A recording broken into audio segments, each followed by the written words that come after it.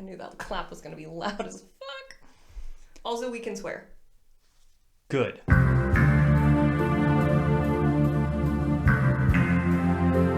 Hello and welcome to Apple Juice. This is going to be a really fun episode because I have a special guest and I will let him introduce himself. Hi, I'm Colin. I'm Amanda's boyfriend. I'm also a writer and an actor. All true. And we are both huge Twin Peaks fans. What the hell?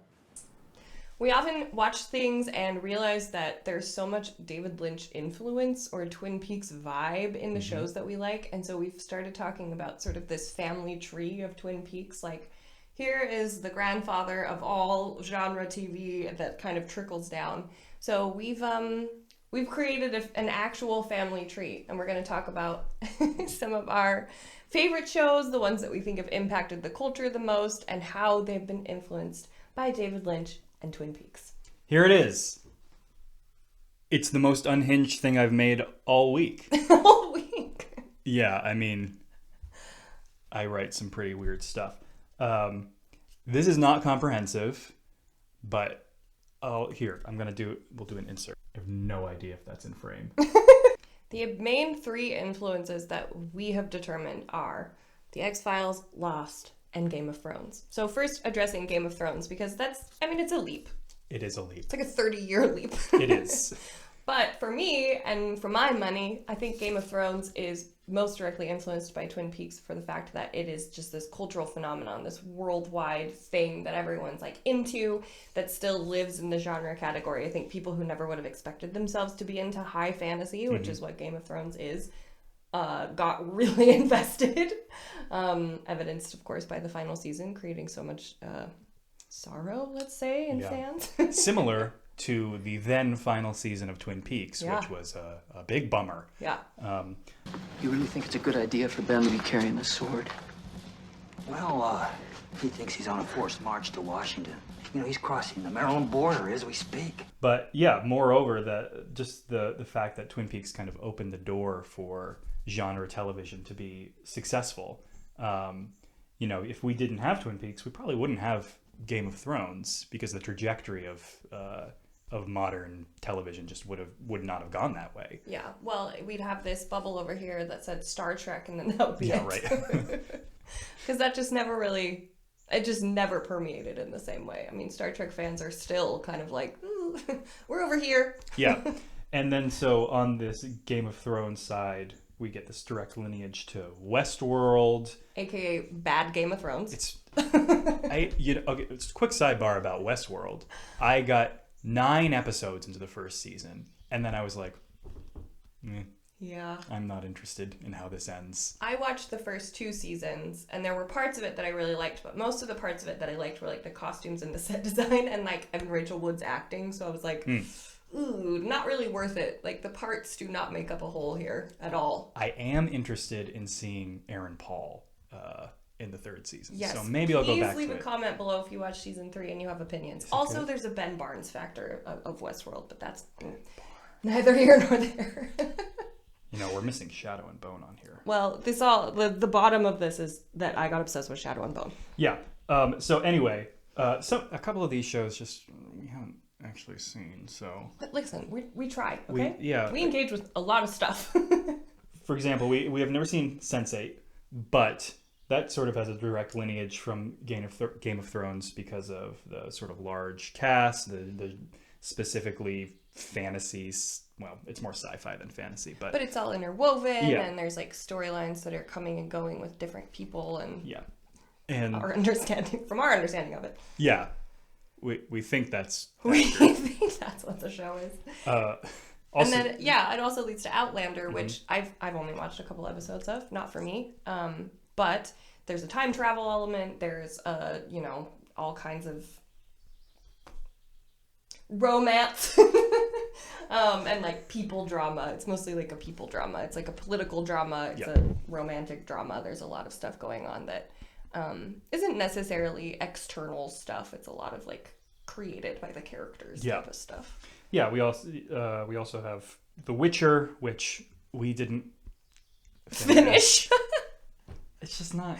This side is like the good. yuck side. Yeah, this is the side that we're least confident in, but it just sort of illustrates the kind of influence of Game of Thrones and by extension Twin Peaks. Yeah, I mean, The Witcher would never have existed if Game of Thrones hadn't gotten popular. Yeah, and like an expensive fantasy series based on a video game is, you know, imagine pitching that 20 years ago. People would be like, no way.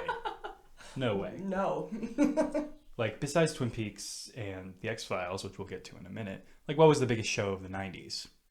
I don't know. Friends. Sorry to all the Friends fans out there, but that show is terrible.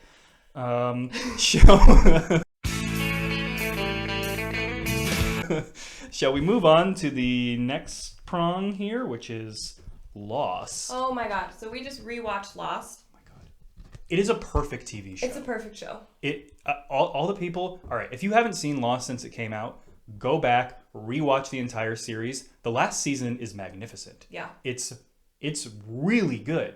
I think the problem with it was that it's not a show that is easy to watch week to week. Mm-hmm. So it benefits from binging in a time when binging wasn't really a thing. Yeah. But I think it dips in quality, but the dips are like, boop, and then it comes right back up again. It's so minor whenever anything's like, oh, that was a little bit of a filler episode, or that was kind of boring, or whatever. Like, it's extremely tight, and the ending is so good.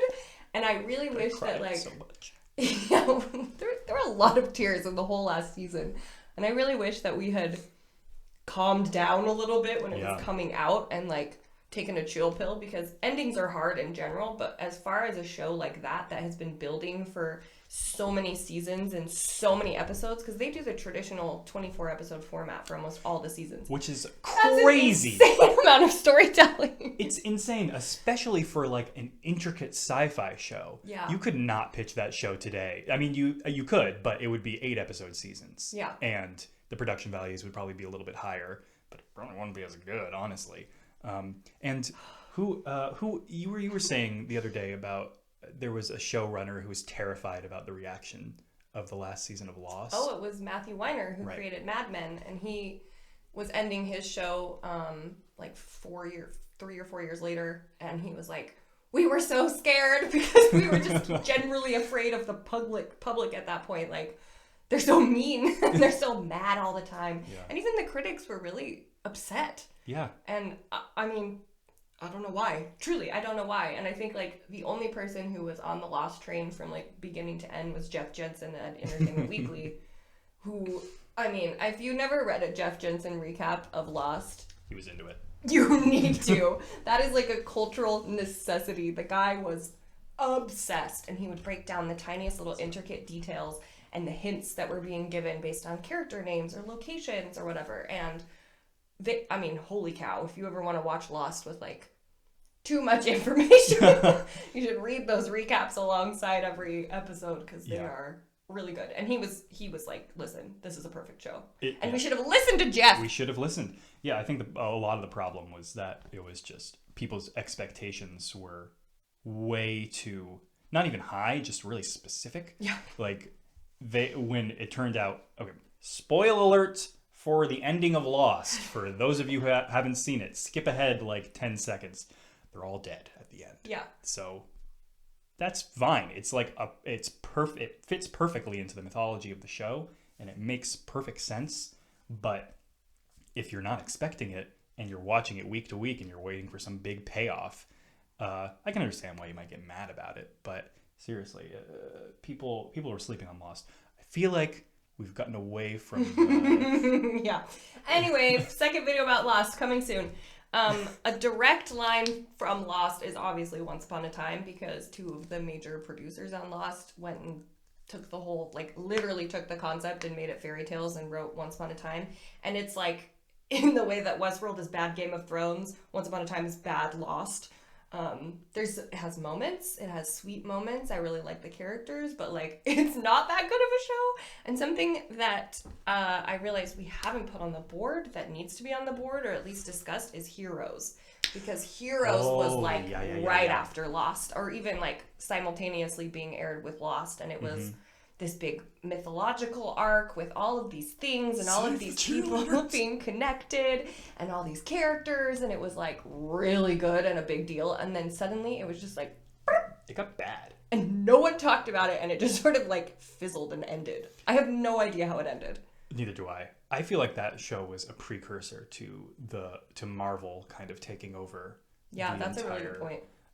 Sphere. But I do want to go back to Lost for a little bit, just to talk about how it connects to Twin Peaks. Yeah. So Twin Peaks and Lost, I think the thing that the main thing that connects the two is it's twofold. One is the extremely elaborate mythology behind both shows that's very carefully cultivated and sort of parceled out in little tiny bits of information that requires like paying really close attention and watching week to week and piecing it together, that sort of culminates in this very weird kind of mythology that if just taken all at once, just no one would have liked it. Yeah. If you had started Twin Peaks with like, so there's like basically this little pocket universe that you can kind of slip in and out of that Twin Peaks is kind of close to, and there's like these demons that come in and out and they possess people. People turn into their bad feelings. Yeah, and there's this thing called Garmonbosia, which is literal physicalized sorrow that these demons like to eat. It looks like cream corn. I want all mine. Garmonbosia. People have been like, okay, no, I can't digest that. But you start a show with like this girl that everybody loved is found murdered in this horrible way. What happened? And all the secrets in the town, and like seeing it through the eyes of the perfect Dale Cooper, and he's being introduced to these people, and like he's learning alongside the audience, and he's just so delightful. He's amazing. He's perfect. He is perfect, and Kyle MacLachlan is just a true treasure. Call us, Kyle. We just want to hang out. We want to hang out with you, and maybe shoot some stuff with you. Yeah, no promises that we're not gonna rope you into something. Yeah. Also, quick sidebar. But the film Twin Peaks: Fire Walk with Me is a true masterpiece and was really misunderstood when it first came out. So if you watched Twin Peaks and then avoided Fire Walk with Me for whatever reason, I highly recommend going back to it and rewatching it with the full context of the series in mind. And I think you'll be surprised by how good it is. Fair warning. It's pretty violent. It's very violent, and it shows the events prior to the show. Basically. Yeah, exactly. It shows Laura's last days alive, and it's very disturbing and very upsetting. But it's also like a very loving portrait of somebody who went through a great trauma and who was very horribly abused, which is not something we see a lot in modern television and movies. It's becoming more common, but certainly in the 90s, watching the story of this girl go through this horrible trauma and have her be treated with such humanity and grace and respect from a male director was very unusual, and people like really didn't like it. It actually got booed at Cannes when it first came out. I think it was Cannes. Oh, the French. I think that is a perfect segue into talking about Fargo and Legion and the magnificent Noah Hawley. Because he also, I feel like, respects his female characters in a way that just like you don't see that often, especially in a prestige piece like Fargo. So if you haven't watched Fargo, season 1 is incredible. Season 2 is mind-blowingly perfect. Like, it's unbelievable. And it's Kirsten Dunst. And she's my favorite, so obviously I'm already biased, but just like watching the things that she gets to do in that role and the way that he's written the character and how much he just like understands the female experience, I was like, how? Season 2 of Fargo it might be my favorite season of television. It's just, it's perfect. And it has this backdoor sort of weirdness, this like sci-fi weirdness that's just kind of like happening. Yeah. And they never look directly at it. They're never like, and now the show is about this, but you're kind of like, wait, what? Yeah. We should talk about that briefly. We have a term for that. Oh, look, We have who's another here. special guest. This is Franklin. Do you want to come say hi? Oh, all right. No. He does not want to say hi. Come here. So there's this thing that we've picked up on in a lot of genre stuff that I first started to notice in Stephen King's writing specifically, and we refer to it as the Graveyard Wendigo. Because of Stephen King. Because of Stephen King. Specifically because of the book Pet Sematary, which, if you haven't read, amazing book, totally devastating, horrifying, Disturbing. very disturbing, but like, mwah, chef's kiss. It's an amazing book and a really good movie too. But there's a Wendigo in that story, but it's never specifically stated that it's a Wendigo. You only see it very passingly, and it bears like incredible influence on the story, but no one ever looks directly at it. It's like never talked about. It's just this big thing lurking in the background, and that kind of thing comes up a lot in a lot of these shows. It comes up a lot in Twin Peaks specifically. Like the Black Lodge is kind of a graveyard Wendigo. I was gonna say Bob, but he's... Well, certain people are interacting with things in different ways. Like the owls, I would say, are one of those things. Oh, for sure, Where yeah. It's like, it's there, but no one's ever like, let's investigate further. Yeah. Let's like go down this path.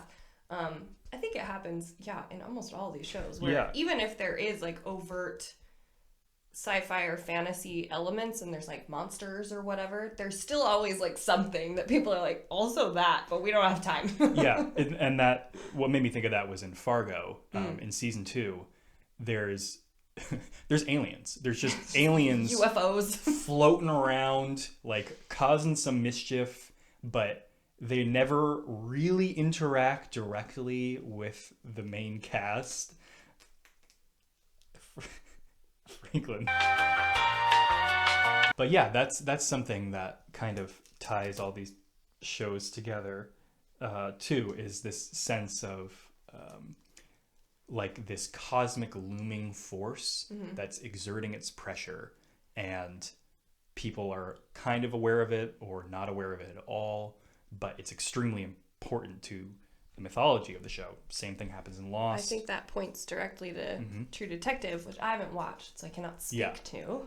Yeah, and True Detective, first season mostly. The other 2 seasons, they're just not as good, and they're not good enough to like really put into this. Don't watch them. Season 3 is okay, but season 2 is just garbage.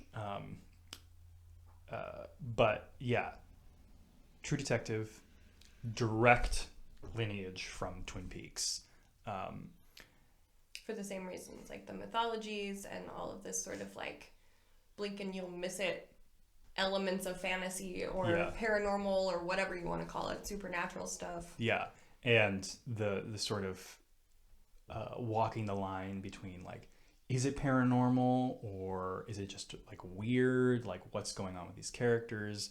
Are they possessed? Is there like, what's going on here? That's directly linked to Twin Peaks. And also this sort of the idea of like law enforcement getting tied up in this sort of supernatural stuff, which also I wanted to mention this. In Fargo, Patrick Wilson's character directly comes from Kyle MacLachlan's character, Agent Dale Cooper in Twin Peaks. They are like... Yeah, he's like the second best cop ever. Yeah, can we say... Oh, yeah. In this house, we say ACAB. In this house, we say ACAB. Say what you say, what you say. Except for Agent Dale Cooper and for Patrick Wilson's character on Fargo, whose name I'm forgetting. Oh, and in Ted Danson in Fargo as well. Yeah. Yeah, he's great. Oh, man, he's the one who's paying attention to that Graveyard Wendigo. Oh, yeah. Oh, my God, watch that season of Fargo. It's so good. But Yeah. So back up to True Detective. Well, the thing that True Detective gets really wrong in this lineage is its treatment of women. Which is why I haven't watched it. Yeah. That show came out in 2011. It was hailed as a masterpiece at the time. But if you go back and watch it, the treatment of its female characters, especially Alexandra Daddario, is pretty heinous, and kind of misses the point of Twin Peaks, which is that it gives humanity to all these characters and it treats them with respect. It allows female characters to age and allows them agency, and they grow, yeah, they learn. Yeah, they're not just there for the male characters to have sex with or to get yelled at. Great. Yeah. True Detective doesn't sound like a recommendation from this channel. Here we are feminists. It hasn't aged well. I'll leave it at that. Like, that's crazy though, because that's only 10 years old. Yeah. And Twin Peaks is closer to 30. Yeah. Yeah. Well, yeah. It is 30 years. Yeah, it's 30. It's 31 years old. 31, 32. It came out in 1990, Yeah. so 31 years old. We are old. We are the same age as Twin Peaks. Oh my god. Can I hold the board? Yes, you hold the board. I've got marker on. Okay, so now we're talking about this side, which is, in my opinion, the best side. So the next direct line is the X-Files, which we have watched probably 3-4 seasons of. Yeah, we've watched. It's slow. It's a little slow. It's the opposite of Lost. It was not made to be binged. It is very much made to be watched once a week, and you just sort of like marinate in it, and you're like, okay, cool. But it has great law enforcement characters. There's a ton of like crazy mythology, and they also have like the monster of the week structure, which I think is really important because that has like spawned everything else below it. But it is so good and like pretty addictive, I would say. We watch so much of it like really fast because the chemistry between the two leads is undeniable, which is a huge selling point for me, obviously. But it's also just building something that you're just like, what is happening over many seasons, and you really want to like continue to be a part of that conversation. Whether or not you're like super into aliens, I think is totally irrelevant because they have all kinds of stuff that they're dealing with. Oh man, the first season of X-Files, there's that fish monster. Oh yeah. Oh my god, that thing is, I don't remember what it's called. X-Files fans can at me, but oh god, the makeup for that thing was just the creature design is so cool. It's very good, and it's like it's like Doug Jones is doing work on X-Files from like 35 years ago, which is super fun. Yeah, you'll see all sorts of people that you're like, oh, I know that person. Quick sidebar, incidentally, Vince Gilligan, creator of Breaking Bad, worked on X-Files, and he did an episode with Bryan Cranston, who, I don't remember exactly what the context was, but I think he was like a government contractor or something who like got a hold of some information and went crazy. But he worked with Vince Gilligan on an episode, and he was so into Bryan Cranston that he like wrote Breaking Bad. He wrote Breaking Bad for him, and then created, that juggernaut of television, which probably should go on here somewhere. Yeah, I mean, it's sort of like dips out of the direct lineage because of it. It doesn't have the supernatural, paranormal, sci-fi, fantasy element, but like certainly all of the prestige TV that we like are so spoiled with right now, like a Stranger Things or a Breaking Bad or even a Mad Men or any of that stuff. Like none of that would exist without Twin Peaks. Yeah, I think the thing that Twin Peaks did for that corner of television is it moved it away from the sort of episodic nature of a lot of television that came before it and became more serialized, more mythologized, so that you have to watch from the beginning in order to like fully grasp what's going on. Because before Twin Peaks, that wasn't really a thing. No. I mean, Star Trek, maybe, kind of, but that was episodic. Yeah, no, I would say not really. And everything else before that, it was like, can you tune in at Thursday at 5? Yeah. or maybe you can't, and we have to make sure that whether or not you're there for every single episode, it like works. And now we've changed the commitment level. Yeah, certainly. absolutely. And I think something else that Twin Peaks did was it stopped kind of infantilizing audiences. Yeah. Where it said, we trust you to follow this, we trust you to understand what's going on, and it just doesn't hold your hand, which is something that I really love about it, is that it just trusts its audience. Yeah. And I think a lot of shows after Twin Peaks, after seeing the success of Twin Peaks, was like, oh, we can kind of take this in a direction that previously everyone was afraid to take it because, you know, they thought their audience was kind of dum-dums. Yeah, because that's what works about the XFiles is that they sort of like, they were like the transitional glue between that concept. So it was like, yeah, they do have episodic Monster of the Week pieces, but then there's also like this thing that's happening, which then like led to Lost, which led. I mean, it's like all of these things are very much in conversation with each other. But for I think sure. there's the element of Fringe, which, you know, is like literally it's the direct response to the X-Files. Oh, yeah. It's like, Fun show. what if there were more X-Files? Yeah. Okay, let's make Fringe. Yeah, I stopped watching that show after the second season, I think. All I remember is it ended with the main character, like, she's like in a building and then it pulls out and she's in the Twin Towers. Oh, sorry if that's spoilers for Fringe. Or a historical event. Oh yeah, guys, if you don't know about 9/11, oh man, We'll link some videos in the description below. really bad news. I'm sorry, that's not something to joke about. Keeping it in. Over here, there's also like Alias, which is like a J.J. Abrams joint. It's something that like really leaned into the weird mythology and stuff. I think less successfully, but that's like kind of on this side. And then there's Buffy, and this is like, let's pretend we're in a pre-Joss Whedon sucks universe, because Buffy was like, for me, it was like, look at this incredibly feminist show that is addressing all these things that I'm obsessed with. Like, it's the vampire show of my dreams. Way before the vampire thing was like Twilight related, which I also love. But it was doing Monster of the Week, it was doing mythologies, it was doing all this great stuff, but with a female lead, which like X-Files has a female co-lead.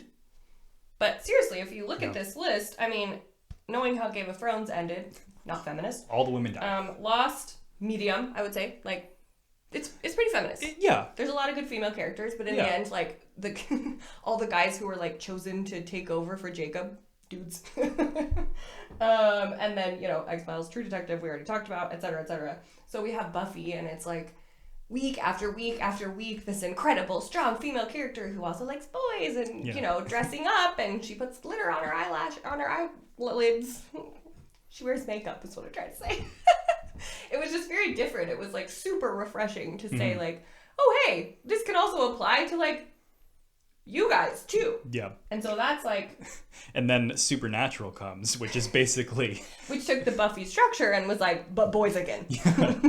It's like, no more girls. We hate girls here. Hear me out. It's Buffy the Vampire Slayer, but with guys. And we're going to kill all the girls. Yeah. Oh, man. The ones you like, especially. Supernatural... So fast. It's a real come down. I haven't even really watched Buffy, but I can recognize that it's a dip in quality from the previous. But we still love Supernatural. We love Supernatural, and it's so funny because the core audience of Supernatural is like women. Women, for sure. And dads. Yeah. I don't know. My dad is the person who got me into Supernatural, and his dad loves Supernatural. My dad loves it too. So it is weird that I don't know. They've had to answer for it a little bit, but I don't think, you know, I mean, when you have 15 successful seasons, you're not going, we need to re-examine this formula. Yeah, and they're doing a prequel series now. Yeah. Which Jared Padalecki didn't know about. Drama. Scandal. Drama. So Supernatural, sure, okay. And then Sarah Gamble, who was a producer on Supernatural, was like, hey, have you guys read these pretty terrible books about a magical school? Harry Potter is very popular. Perhaps we could make something with the Magicians. And the Magicians, for me, is like the perfect show. Like, of all the things on this board. So good.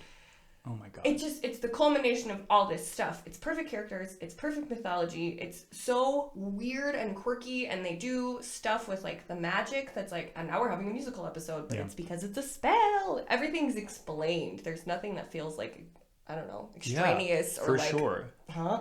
It's so good. If you haven't watched The Magicians and you like literally anything on this board, I swear, run. Run. Yeah, and there is a direct lineage from The Magicians to Twin Peaks in that there is an extremely tight mythology. There's a large cast of characters in which women often take the lead, and there's an examination of trauma that, like we were saying before, really respects trauma specifically with women. That really respects them and doesn't treat it as like I don't know, like their It's not own a plot point. It's not a plot device. Yeah, it's something that's happened to them that they deal with, and they become stronger because they deal with it so well. Yeah. And other, male characters also have their trauma, but the female experience of trauma, rape specifically, is very centered in the show. And like in the kid version and Once Upon a Time, they always say like magic comes with a price, and you're like, what is the price? And it varies and it's whatever. But in The Magicians, they just say magic comes from pain, and the whole thing is just like, let's just deal with all the horrible things that have happened to us or that we feel about ourselves or each other, and it just addresses these things in such a smart way. And it's again it's not saying to the audience, we think you're dumb. We think you're soft and we want to protect you. It's like, look, we're going to explore a lot of stuff, and we're going to do it in all of these weird and unconventional ways, and it's going to be so meaningful at the end of the day. Yeah. It's so good. Incidentally, the books that The Magicians is based on, not good. They're like misogynist garbage. Very misogynist. Quentin especially is just not a character to root for. Yeah. In Just those like books. specifically, it's from his point of view, and every single woman that's introduced in the book is described by their skin color and their breast size. Yep. So if that's important to you, run out and buy the Magician's trilogy. Yeah. And also, I already hear people being like, well, he's like, he grows as a character and he, improves, but Quentin also grows as a character and improves, and he's not disgusting. Yeah, and he doesn't start as like a skeevy perv, and it's not necessary. It's gross. I don't like it. So, The Magicians being what it is, we then got this we got this offshoot of Teen Wolf, another perfect show in my opinion. So fun. All the monsters you could ever want. So much like fun romance and drama and like small town. It's a lot like Buffy if you're like ever looking for recommendations. Teen Wolf is so good. And then we also got on the other side the Riverdale shows. Which again, direct lineage, but messes it up. Oh, direct lineage so much so that like they basically say, we wish we were Twin Peaks. We wish that we were smarter and better at this. And yet here we are. I mean, the first episode is it's setting it up like small town murder. We don't know what's happening. And when I saw the pilot, I was like, whoa, this is going to be so good, because they clearly love the things that I love. But they didn't know how to use these conversations and all these magnificent things that existed in order to create something that made any goddamn sense. It's such a bad show. Yeah. And then they were like, well, maybe we'll make Sabrina and it'll be magic. And that also was bad. And I'm just like, okay, maybe you guys just need to like, step back, watch some stuff. Like, go back and watch all this stuff and be like, why does this work? And why does our show suck? Exactly. I think Riverdale is a perfect example of watching Twin Peaks and responding to aesthetic instead of content. Yeah. And seeing that show and being like, that looks cool, let's do that, instead of being like, what is the show actually talking about? And like, what is the story trying to say? And it would have really benefited from more mystical, supernatural, paranormal elements. They hint at it and they lean toward it, and then they're like, no, we're not doing it. And I'm like, please do it. Please do it. It will make everything make sense. You can make anything make sense if you just say magic or whatever version of that. Science fiction. Crazy science. Yeah, all the science in these shows is actually just magic. Yeah. All science is just magic. Well, actually, Arthur Clarke says. Arthur C. Clarke, yeah. What is it exactly? That, once science reaches a certain point, it becomes indistinguishable from magic. And it's just magic we don't understand yet. Yeah. Something like that. Or it's just science we don't understand yet. Right. Just pretend that made sense.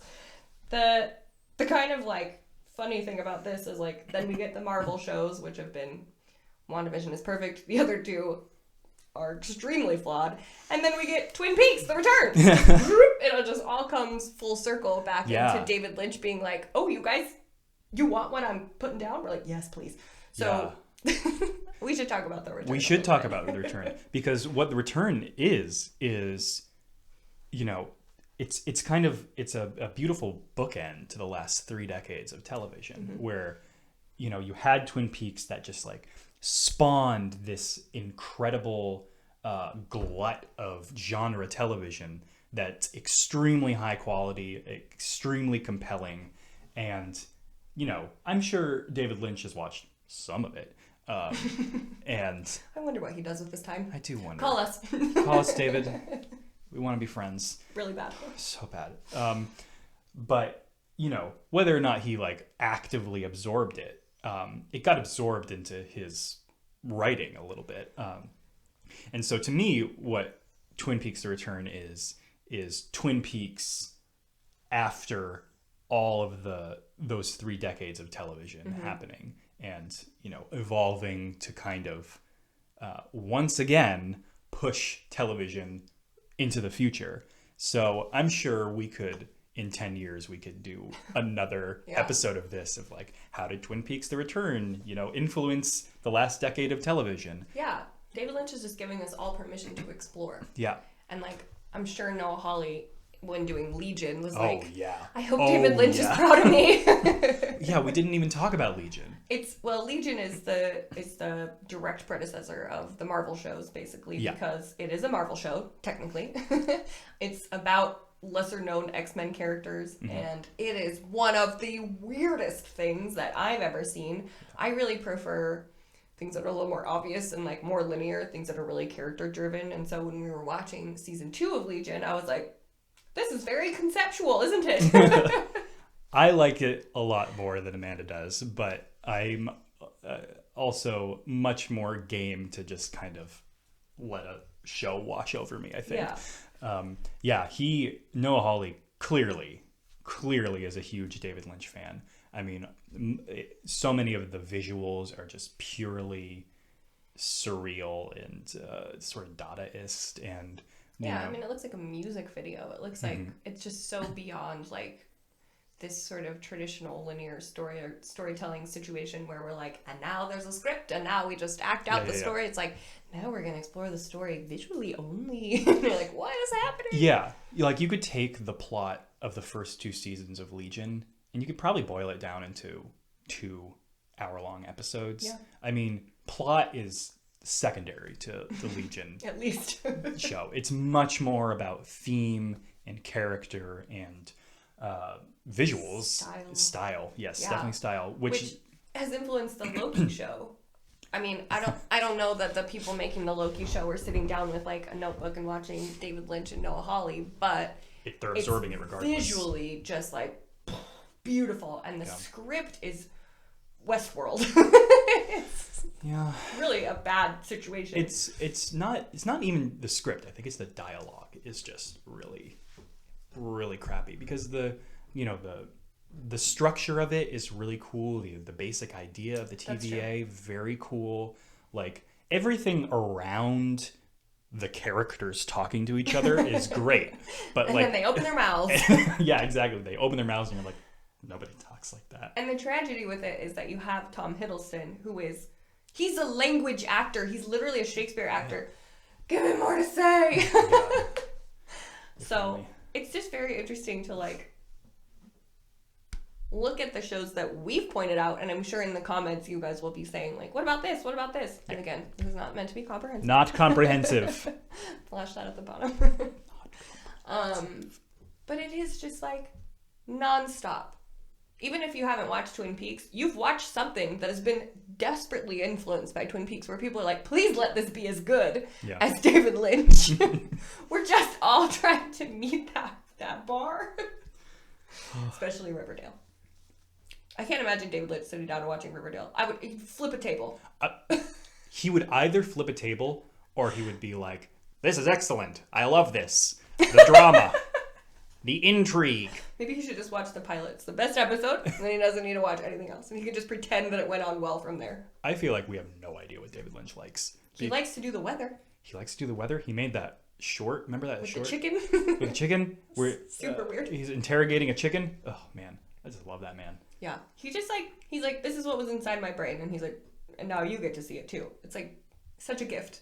I think the bravery of David Lynch is what all of this is going for. Because finding out that the general population is going to accept whatever the fuck is happening on Twin Peaks, which is things like the log lady. My log has something to tell you. Like, and everyone's just like, yeah, okay, we're on board with this. And everyone went, wait, what? We can do that? And like, it just opened this door for all these people to rush through and be like, we're also weird. Yeah. We also have weird ideas. And, you know, what's interesting, obviously, in retrospect, is that David Lynch left the show after, I think, the 4th episode of the 2nd season of Twin Peaks because the network forced his hand and said, you have to give answers. You have to reveal who killed Laura Palmer. And, you know, spoilers for Twin Peaks here, Leland Palmer killed Laura Palmer while being possessed by the demon Bob. I always think it's important to say that it was not Leland. It wasn't. It was his body. Yeah. Although, you know, the morality of it is a little bit questionable. I just feel bad. It's explicated in Fire Walk with Me.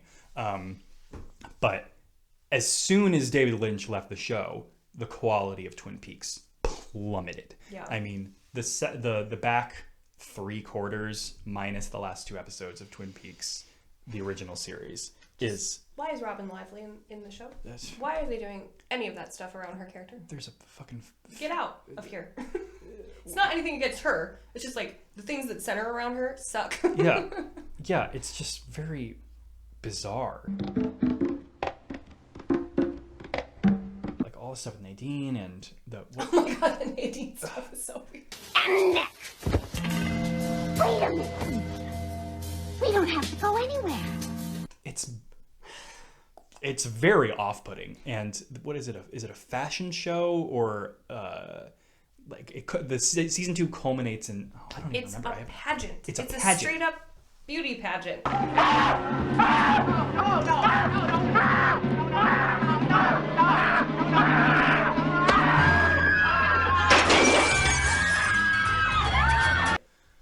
Hi, what?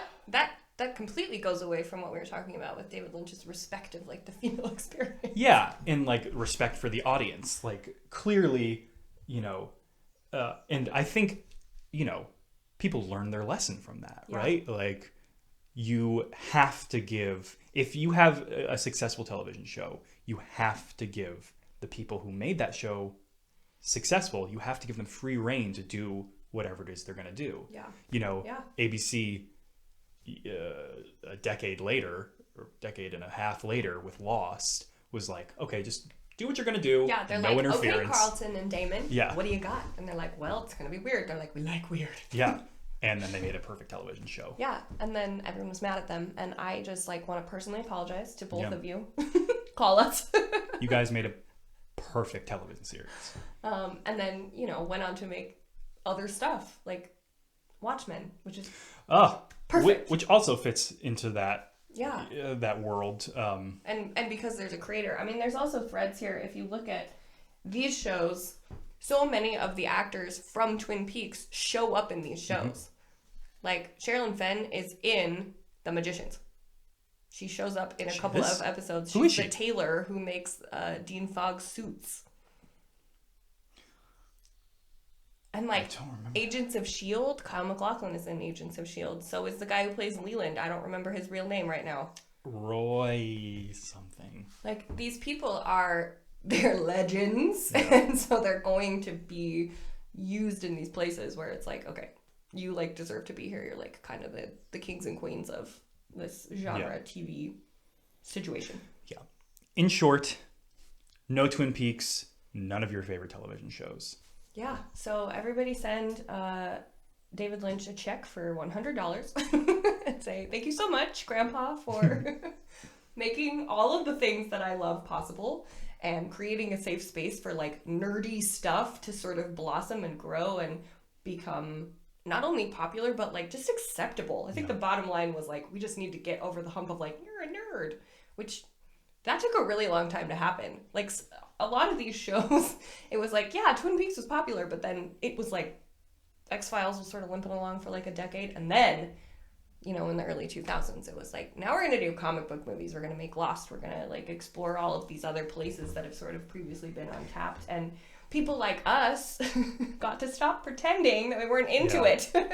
Yeah. You know, I think that might be a good place to end, is just without Twin Peaks, I'm not sure the Marvel Cinematic Universe would exist. Oh, I don't think so at all. Yeah. I mean, it opened a crack in the door that, you know, was slowly pushed open throughout the 90s that eventually led to like Batman Begins, the Spider-Man movies, which then, you know, threw the door open for Marvel.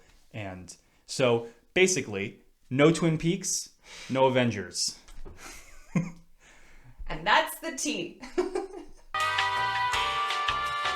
Okay, thanks for watching. We hope that you've learned something and definitely have a list of must-watch TV shows now. As always, I'm Amanda Taylor. I'm Colin Hinckley. This is Apple Juice. And we hope to see you next time when we will probably talk more about nerdy stuff because that's all we do around here.